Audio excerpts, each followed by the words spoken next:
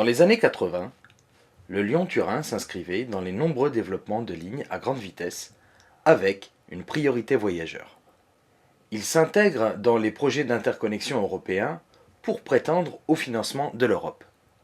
Le Lyon-Turin a été justifié par la forte augmentation des poids lourds jusqu'en 1994 et en Maurienne suite à la fermeture du Mont-Blanc pour absorber le transport routier des marchandises polluant et dangereux.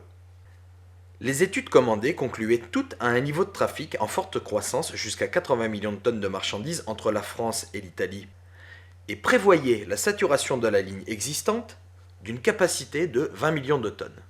Il a donc été imaginé un tunnel transfrontalier de 57 km entre Saint-Jean-de-Maurienne en France et Susa en Italie. Face à ce projet, une forte opposition s'est organisée en France et en Italie avec une argumentation économique, technique et environnementale.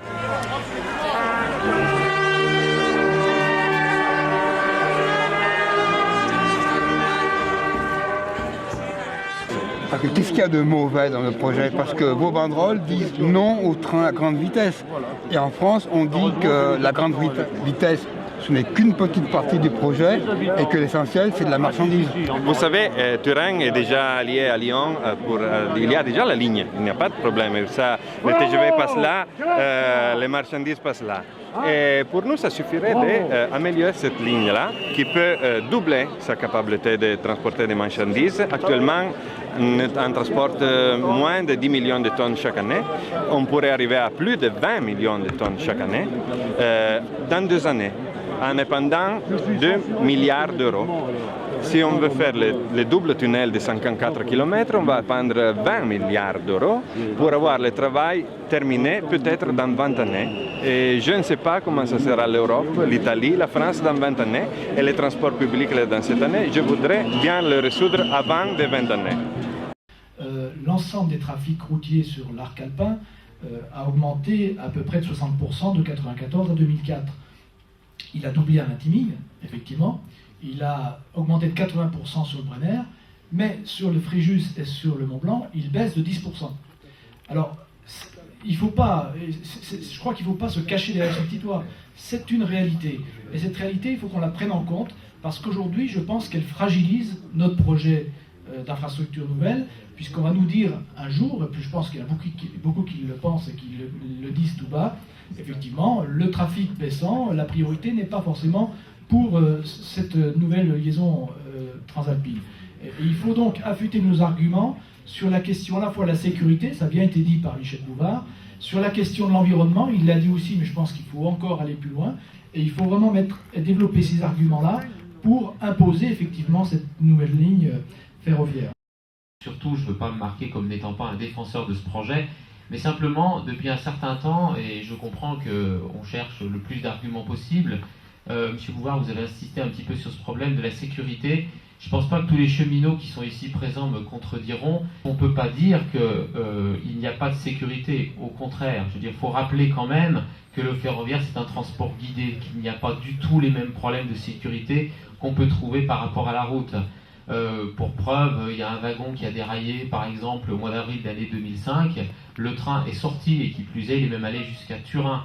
Donc voilà, quand vous dites que le train de secours met plus d'1 heure pour arriver, je pourrais vous dire aussi que par exemple dans l'essai qui a été fait au mois de janvier, la VAC, c'est-à-dire le véhicule d'accompagnement des chauffeurs, est arrivé en gare de Modane avant même que l'alerte ait été déclenchée côté France.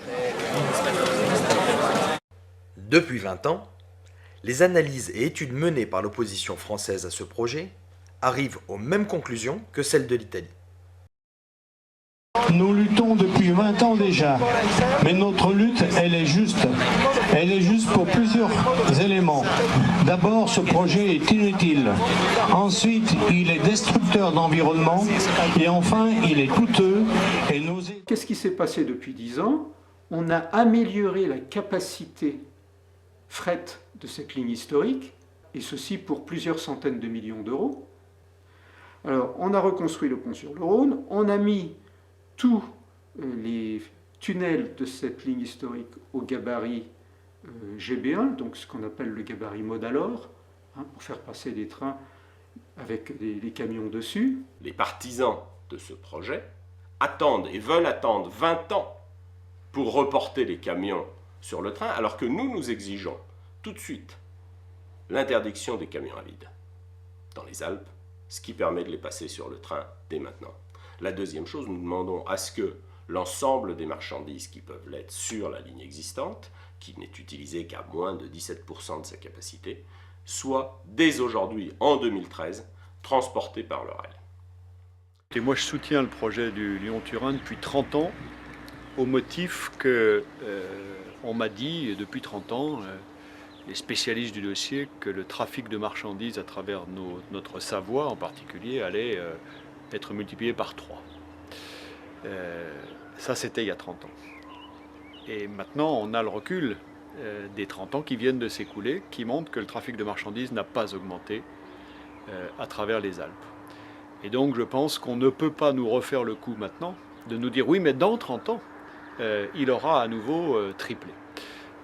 Et donc comme je conteste la pertinence des raisons qui motivent le dossier, j'ai décidé de ne plus soutenir ce projet. Lors des enquêtes publiques, ce que l'on nous a montré, ce sont des graphiques qui montrent une augmentation du trafic routier, avec une prédominance du trafic routier, et une chute à partir de 2008. Il s'agit là d'un nouvel abus de conscience, puisque ce que nous avons fait pour le démontrer, c'est que nous avons pris les mêmes chiffres et nous avons individualisé les courbes pour mieux les lire. Et donc, on voit bien qu'il y a effectivement, si l'on additionne la Suisse, l'Autriche et la France dans leur rapport avec l'Italie, une augmentation générale. Par contre, on trouve parfaitement que la Suisse a augmenté, que l'Autriche a augmenté, et que la France chute irrémédiablement, et cela depuis 1998, après avoir plafonné. Et surtout, ce que l'on constate, c'est qu'aujourd'hui, les trafics entre la France et l'Italie sont inférieurs à ceux de 1988. Que sur les 3 tunnels français, les 2 routiers, Fréjus-Mont-Blanc, ferroviaire Fréjus, les trafics baissent depuis une dizaine d'années. C'est pas lié à la crise, que ça a commencé en 1994. Depuis cette époque, les trafics routiers plafonnent. Et ils plafonnent essentiellement parce que les échanges entre la France et l'Italie ont atteint une sorte d'asymptote, exactement comme les échanges entre Roubaix. Depuis une quarantaine d'années, par l'émergence économique de pays comme l'Espagne et le Portugal, puis ceux de l'Europe centrale, le trafic des marchandises en Europe s'est largement modifié.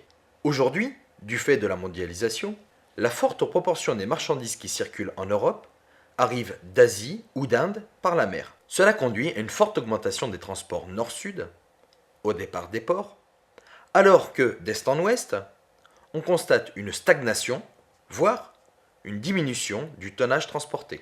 Aujourd'hui, les chiffres des conseils généraux nous montrent que par rapport au démarrage du projet, il y a une vingtaine d'années, nous avons moins de camions sur les routes. Les chiffres montrent qu'il y a moins 1000 camions par jour, mais en 20 ans, si les camions ont diminué, le nombre de voitures, lui, n'a cessé d'augmenter. Et nous sommes aujourd'hui, par rapport à il y a 20 ans, à plus 10 000 voitures par jour. On estime qu'il faut 5 voitures pour retrouver la pollution d'un camion. Donc les 10 000 voitures sont égales à 2 000 camions. On a donc moins 1 000 camions sur les routes, mais on a l'équivalent de plus de 1 000 camions en termes de pollution sur nos routes de Savoie et d'Isère aujourd'hui. Alors, il y a 2 demandes, c'est toujours la même chose. Il y a une demande de fret, qui n'est pas très importante aujourd'hui, pour diverses raisons. Et puis, il y a une demande de voyageurs. Alors, pour les voyageurs, par exemple, entre Lyon et Chambéry, cette demande est beaucoup plus forte. Actuellement, la réponse à cette demande, c'est uniquement l'autoroute A43. Bon, après, dans ce qu'on appelle le sillon alpin nord, c'est-à-dire entre Montmélian et Culose, avec entre les deux Aix-les-Bains et Chambéry, là on a une très grosse agglomération en devenir. Actuellement, c'est presque 200 000 habitants. Et donc, il y a un besoin de déplacement interne à l'agglomération. Donc ça, c'est encore une autre chose. Le projet Lyon-Turin utilise des flux venant de toutes les régions de France et même de l'étranger pour justifier sa nécessité, mais à un moment donné, il faut se poser la question sur ces flux. Alors, les flux d'origine sud, venant notamment du Maroc, de l'Espagne, du Languedoc-Roussillon, qui vont alimenter le Lyon-Turin, vont bien passer quelque part. Et ils passeront dans la vallée du Rhône, une vallée du Rhône déjà saturée au niveau du fret ferroviaire. Je ne vois pas comment on va pouvoir rajouter des centaines de trains qui remonteront jusqu'au Lyon-Turin. Donc moi j'invite à se poser des questions sur pourquoi pas des flux maritimes. Il faut savoir qu'une grande partie de ce qui se passerait dans le Lyon-Turin viendrait du Maroc, les fameux flux de produits agroalimentaires mais aussi industriels. Pourquoi on ne peut pas dès le Maroc imaginer des autoroutes de la mer qui vont sur l'Italie? Et idem à Valence en Espagne, à Barcelone en Espagne. Et c'est dans ce cadre-là qu'il faut placer qu'il faut situer la question des transports entre la France et l'Italie. C'est dans ce cadre-là qu'il faut situer le Lyon-Turin. Mais non seulement le Lyon-Turin, mais aussi la LGV mixte qu'on appelle PACA, pour doubler la ligne de la côte entre Marseille et Nice. Nous, on n'a pas de problème avec le fait de réaliser de gros investissements coûteux tant que l'intérêt général est présent. Là, la question qu'on pose, c'est effectivement sur la question de l'intérêt général et surtout sur le fait que ces financements, du coup, ne vont pas vers des projets alternatifs qui pourraient être développés. C'est le cas de l'aménagement des lignes existantes avec évidemment la question de la sécurité, notamment pour les cheminots. C'est le cas aussi, par exemple, de la route maritime Méditerranée, qui est une alternative qui, pour l'instant, n'est pas étudiée et qui pourrait bénéficier aussi de ces financements, tout en relançant la construction navale, pourquoi pas, sur la France et en relançant l'activité portuaire. Selon les partisans du Lyon-Turin, les marchandises espagnoles qui circulent sur la côte méditerranéenne vers l'Italie devraient remonter à Lyon pour passer sur la nouvelle ligne. Pourtant, RFF indiquait dans ses propres documents en région PACA, sur les longues distances, le transport maritime est l'alternative naturelle et il est possible de détourner sur la mer 2/3 du trafic routier. RFF a même établi des exemples d'organisation pour l'utilisation immédiate de la voie maritime. Enfin, les gouvernements français et italiens expliquent dans leur dernier accord sur le Lyon-Turin qu'ils doivent rechercher avec l'Espagne les conditions d'un développement des liaisons maritimes de contournement des Alpes, contredisant les déclarations du projet du fret Lyon-Turin. L'utilisation du transport en Méditerranée est financée par l'Europe dans le projet numéro 21. Et cela coûterait 50 fois moins que le Lyon-Turin pour 700 000 camions par an de moins sur la côte. Donc nous demandons à ce que ces alternatives soient étudiées, que leur financement soit étudié avant de se jeter tête baissée dans un projet qui aujourd'hui fait remonter de plus en plus d'interrogations et de contestations populaires.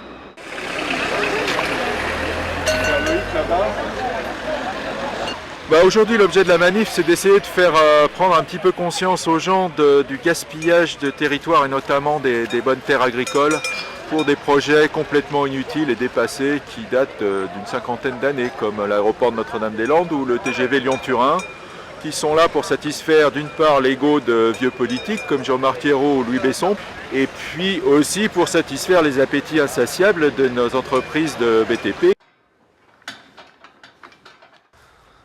La région Rhône-Alpes a détruit le foncier du département de la Savoie en 20 ans. Elle détruira celui de la Haute-Savoie dans les 10 ans à venir si rien n'est fait. Ça veut dire qu'en région Rhône-Alpes, sur la surface agricole utile des 8 départements, il en reste déjà plus que 6.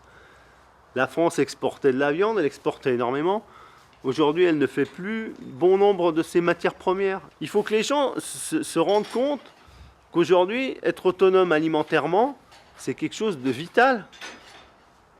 On ne peut plus sacrifier aujourd'hui 800 hectares de terrain entre la Savoie et l'Isère pour un projet comme ça, puisque le projet en lui-même, en plus de sacrifier des terres, aujourd'hui on s'aperçoit qu'il est d'un autre siècle. Aujourd'hui on a mieux à faire, plus rapidement et plus efficacement que le Lyon-Turin. Nous on a vécu un peu sur ces descendries, je dirais un petit tunnel, parce que maintenant avec ce qui est en projet c'est plus sur le grand tunnel, donc ce grand projet de Lyon-Turin. Et c'est vrai que cette descendrie, ce qui a été un peu spécial, c'est que c'était un des plus gros chantiers d'Europe et c'est mal parti dès le départ parce qu'il devait creuser à un endroit sur la commune et ça a été changé au dernier moment. parce qu'il fallait faire vite. Il y avait des Italiens qui venaient il y avait des télés italiennes qui devaient venir pour le percement, donc ils n'étaient pas au bon endroit.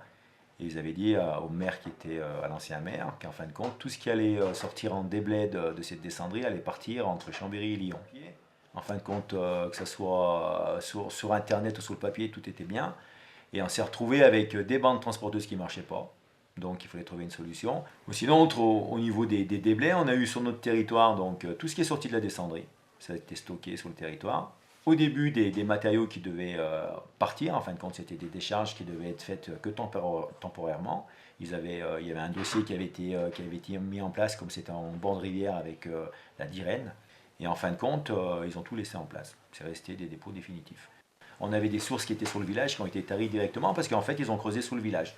Ils ne sont pas posé plus de questions que ça. Hein. Normalement, ça aurait dû percer, on va dire, 200 mètres avant le village. Là, ils ont percé sous le village. Ils passent vraiment au milieu du village. Donc, il y a eu des maisons fendues, il y a eu pas mal de dégâts. Et il y a à peu près 3 millions de mètres cubes qui vont sortir sur notre territoire. Donc, nous, on s'est battus pour ne pas avoir ces déblais. Je dirais plutôt que ce soit stocké à un endroit dans une zone naturelle. On a essayé de voir avec LTF, avec l'État, si c'était possible de les amener ailleurs, pour que ça puisse servir à quelque chose, et pas que ça soit stocké dans une zone naturelle. Nous, on leur a dit, on a peut-être une solution, c'est de sortir les matériaux avec des trains, parce qu'à la limite, vous avez un projet qui est lié au ferroviaire, et ben, on l'utilise depuis le départ, on sort les matériaux avec des trains, et on les amène où vous voulez en France. Et quand ils ont fait, le bureau d'études qui a travaillé là-dessus, il nous a montré une photo de la gare de Modane remplie de trains, en nous disant, on n'aura même pas de la place pour faire passer vos trains que vous dites, là, pour sortir les matériaux, parce que les voies sont encombrées, il y a du monde. Alors qu'on voit très bien, nous on a des gens qui travaillent à la SNCF, toute la gare de Modane, elle est vide, la gare de Modane. Il n'y a plus rien du tout en activité. C'est une gare de toute façon qui...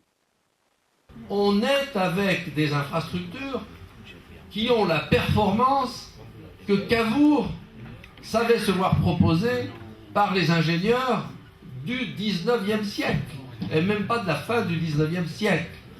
Donc il y a là aussi une urgence d'infrastructures modernes. Par exemple, la ligne numéro 1 du métro parisien a été inaugurée le 15 juillet 1900. Il s'agit donc d'une infrastructure du 19e siècle, qui est aujourd'hui au même niveau que la ligne 14, dernière ligne mise en service. Tout est entièrement automatisé, il n'y a plus de conducteur. C'est la preuve qu'une infrastructure du 19e peut parfaitement répondre aux défis du 21e siècle, pour autant que le matériel soit modernisé. Les blocages du développement du trafic fret dans le tunnel ne sont pas liés au tunnel, ils sont liés à l'infrastructure en aval et en amont du tunnel. Donc si on veut pouvoir profiter pleinement, mais que ce soit le tunnel actuel ou le tunnel futur, hein, il faut bien être d'accord, ça n'est pas un tunnel qui crée un blocage à l'acheminement du trafic, ce sont les infrastructures en général. Les charges qui peuvent être transportées, j'allais dire, elles sont unitaires au train. Bon, donc il faut se dire qu'on peut transporter, on va prendre 1500 tonnes par train, un peu le maximum. Et vous pouvez faire passer dans le tunnel à peu près autant de trains que le système technique de signalisation le permet. C'est-à-dire que d'un point de vue théorique, on peut sans aucune difficulté majeure, je dis bien d'une manière théorique, hein, passer 10 trains par heure pendant une vingtaine d'heures dans le tunnel et par jour. Donc d'un point de vue théorique, on peut passer 200 circulations par jour dans le tunnel. Après, dépend le tonnage. Si vous multipliez par le tonnage, vous faites l'opération et vous multipliez par le nombre de jours, il n'y a pas de difficulté particulière. Les problèmes de pente sont réglés depuis toujours par les chemins de fer, soit parce que les chemins de fer ont utilisé la pousse, qu'on appelle la pousse, en mettant en queue des trains des locomotives qui assurent la pousse et qui assurent aussi la sécurité, dans la mesure où s'il y avait une rupture d'attelage éventuelle, elles tiennent les wagons par l'arrière, hein, pour éviter les accidents tels que ceux qu'on a pu connaître au début du XXe siècle. Entre Saint-Jean-de-Maurienne et Modane, le surcoût en quelque sorte d'une machine de pousse et d'une équipe qui la conduit est largement inférieur au surcoût de 30 conducteurs qui conduiraient leur camion entre Saint-Jean-de-Maurienne et Modane. Ce problème-là peut être réglé avec les nouvelles technologies, et notamment avec une technologie très simple qui est utilisée aujourd'hui sur les TER, qui est utilisée également sur les TGV, qui est utilisé en Allemagne par la Deutsche Bahn et également au Japon, c'est la motorisation répartie. C'est-à-dire que chaque wagon a dans ses roues son propre moteur. Ce qui fait que, au lieu d'avoir des wagons qui tirent en arrière, c'est comme les 4x4, ils avancent tous en même temps. Et donc, vous n'avez plus de risque de rupture d'attache. On peut augmenter la capacité de ce tunnel aujourd'hui, simplement en investissant quelques millions sur des wagons intelligents qui sont avec des moteurs sur chaque wagon. On va éviter 270 tonnes de motrices, on n'aura plus de problème de rupture d'attache et, cerise sur le gâteau, on pourra commencer à piloter ces wagons de manière intelligente, puisqu'une fois que vous avez un moteur sur un wagon, vous pouvez le téléguider quand il arrive à l'approche des gares de triage. Donc, voilà la réponse du XXIe siècle. La pente de la ligne existante, partiellement à 30 pour 1000, est l'un des arguments les plus utilisés pour justifier le Lyon-Turin. Pourtant, en Suisse, la ligne existante du Saint-Gothard, construite à la même époque avec les mêmes pentes, est utilisée et voit circuler chaque année environ 17 millions de tonnes de marchandises. Début du XXIe siècle, en 2008, un projet de tunnel sous le détroit de Gibraltar prévoit une pente de 30 pour 1000 sur 17 km, sans soulever de problèmes techniques. Le problème, si vous voulez, de ce projet, c'est qu'il n'a pas été conçu dans une perspective d'économie dans tous les sens du terme. Économie financière, économie de terrain, économie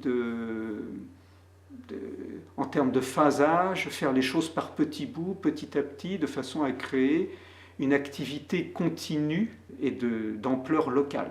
On a cherché à faire quelque chose un méga projet avec des méga entreprises, qui ne sont pas des entreprises régionales, avec des méga infrastructures qui vont passer à droite à gauche sans respect pour les territoires.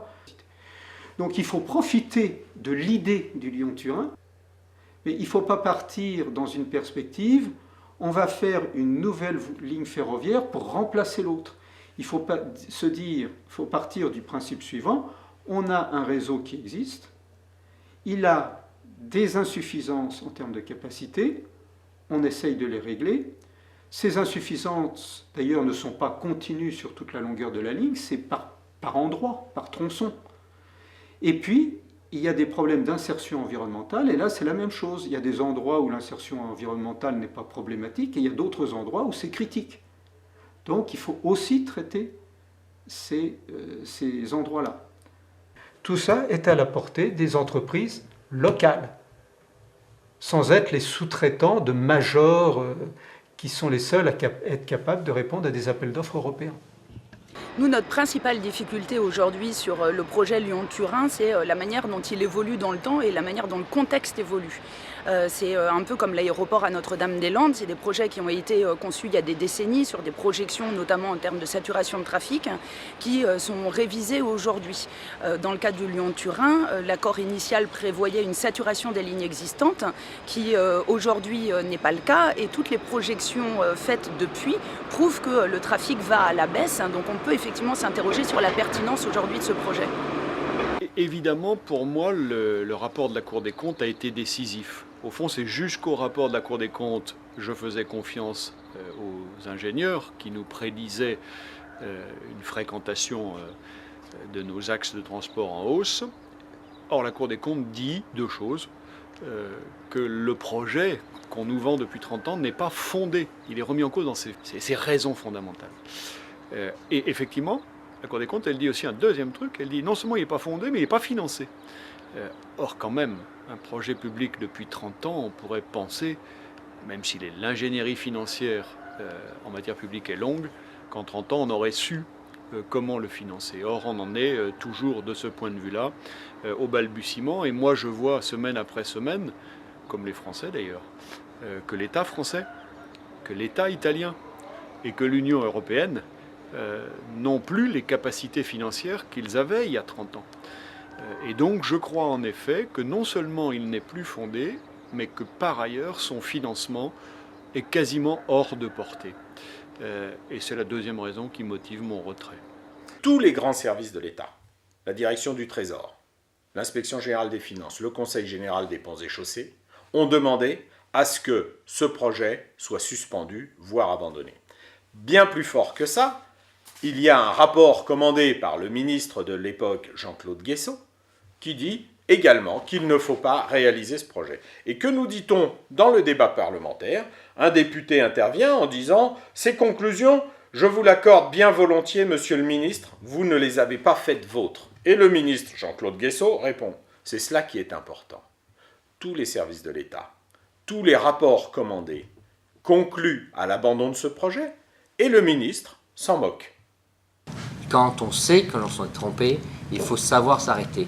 Il y a des pertes, oui, il y aura des pertes, parce qu'on aura mis peut-être 1 milliard d'euros sur la table, il y aura peut-être des dédits auprès de certains opérateurs, mais ces pertes ne seront jamais à la hauteur des pertes que l'on va avoir de mettre plus de 26 milliards, comme vous venez de le dire.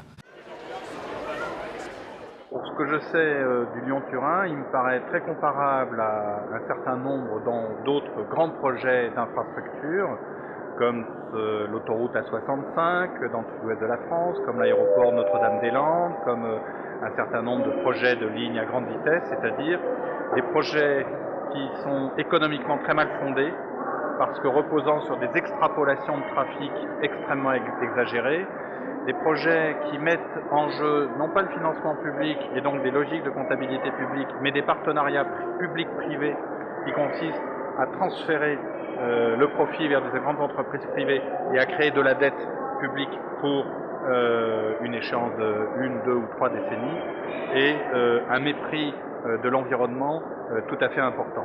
Et j'allais dire, et c'est peut-être aussi ça qui est important dans le fond au-delà des intérêts, c'est qu'il découle d'une conception que l'on appelle productiviste, que l'on appelle croissanciste, qui est une vision du progrès qui est totalement dépassée, qui pouvait peut-être avoir sa légitimité dans les années 1960 ou 1970, mais qui maintenant ne correspondent pas aux problèmes d'aujourd'hui. Ce sont en fait, le Lyon-Turin me paraît, comme beaucoup de ces projets, un projet du passé, un projet dépassé. Depuis un certain temps, et je comprends qu'on cherche le plus d'arguments possible. Et il faut vraiment développer ces arguments-là pour imposer effectivement cette nouvelle ligne ferroviaire.